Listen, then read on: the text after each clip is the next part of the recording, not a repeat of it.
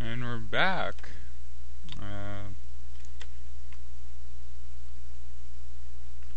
This is Spader, and I keep forgetting my controls since default's Z and X. Oh, come on. Knock that off, you tire popper. I had to run back since I got it to one frame. I hit space last time, and I don't know how to get it off of one frame per hit, so, you know, just had to run through that again. Honestly, not too bad of a problem, and obviously the first level can take you under 5 minutes.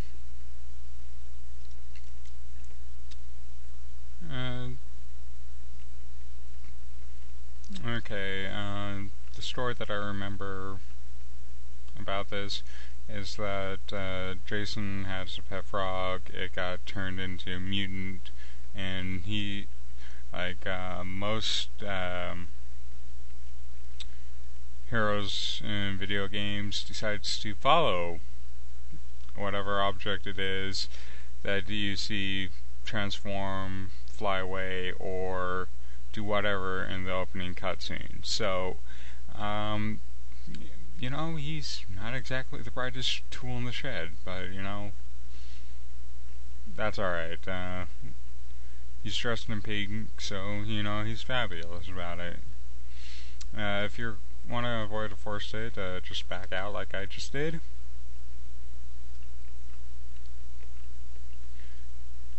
Whew, that was close. Anyway, once he got down into the center of the earth, he met up with a girl who is like the last one of her planet. She is an alien, and she was driving around in Sophia, the car. And later on, Jason ends up meeting, like, I think I want to say either Richard or Zach, or like Ricardo,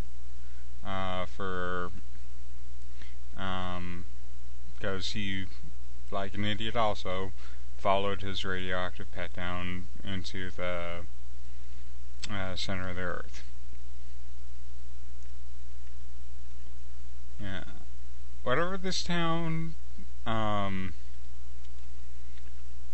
wherever this town was, really didn't raise their kids right. If they're just, hey, my pet just ate something radioactive, grew really big, and I'm going to follow it. You know, it's kind of not so bright there. Anyway, this is what I call the corner store. Just since you can end up getting lots of gunpowder in like 2 trips. There sometimes is a flashing one right in the center there, and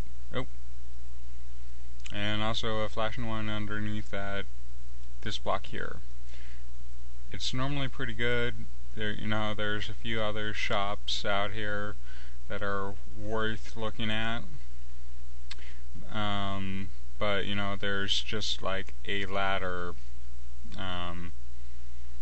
that's just like super long to climb up, and honestly, you can actually end up dying because you forget that, hey, I'm on a ladder, I shouldn't jump off, and Jason can only survive like a 4 square high fall, and that's about the size of what your car can normally hop. And if he ends up, gosh darn it, you know, I'll get more gun on the way to the next boss, because right now it's just getting too many eyes in that room.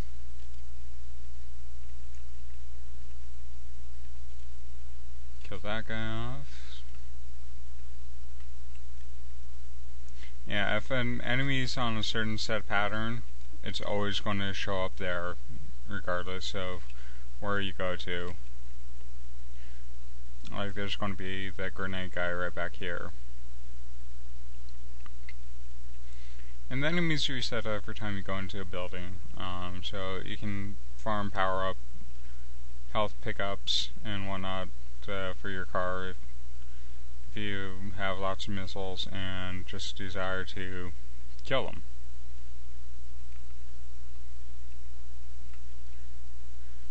Okay, the next shop that's kind of good to go into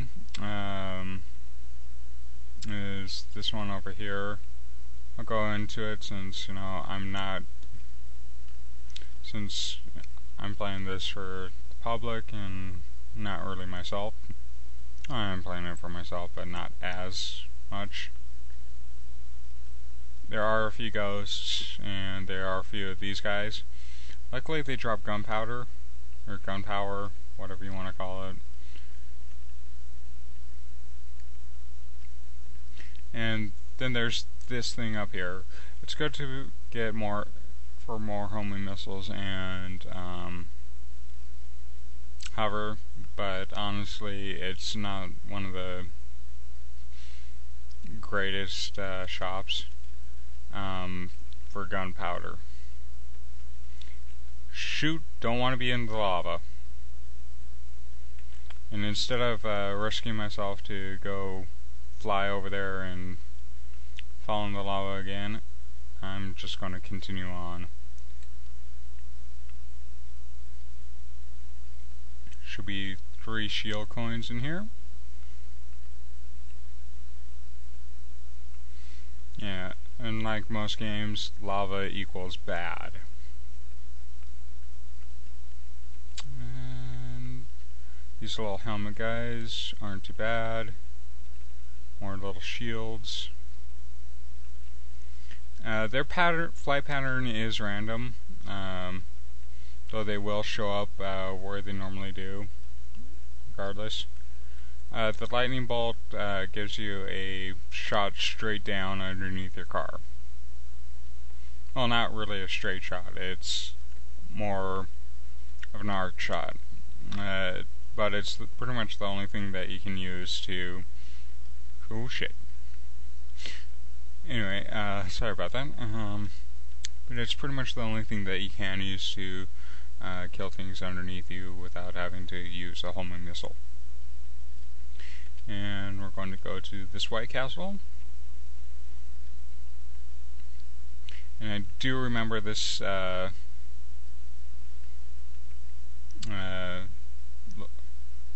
layout just because I was here the other night. Thank you, Cam Studio.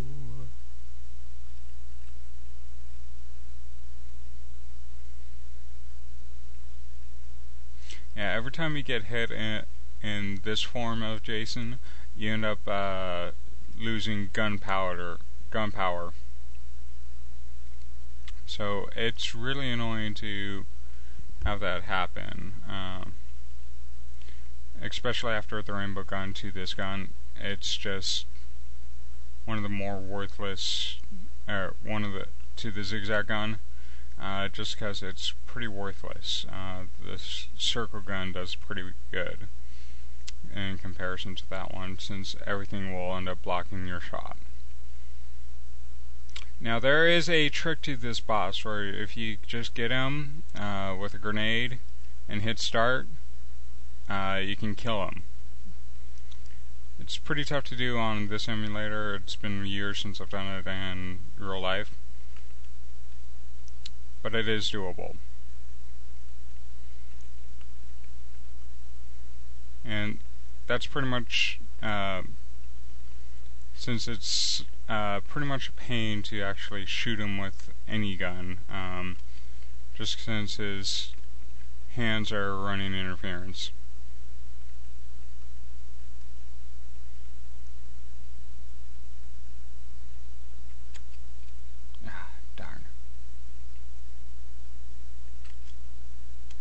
Just missed it. There we go. And I'm gonna have to dodge to miss this guy killing me.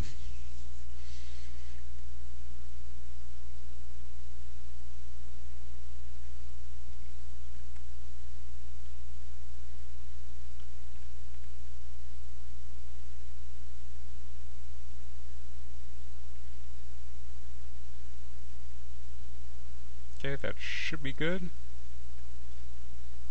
Just make sure I had the right arrow key held down right once I unpaused it, otherwise kersplat. And so that takes care of that.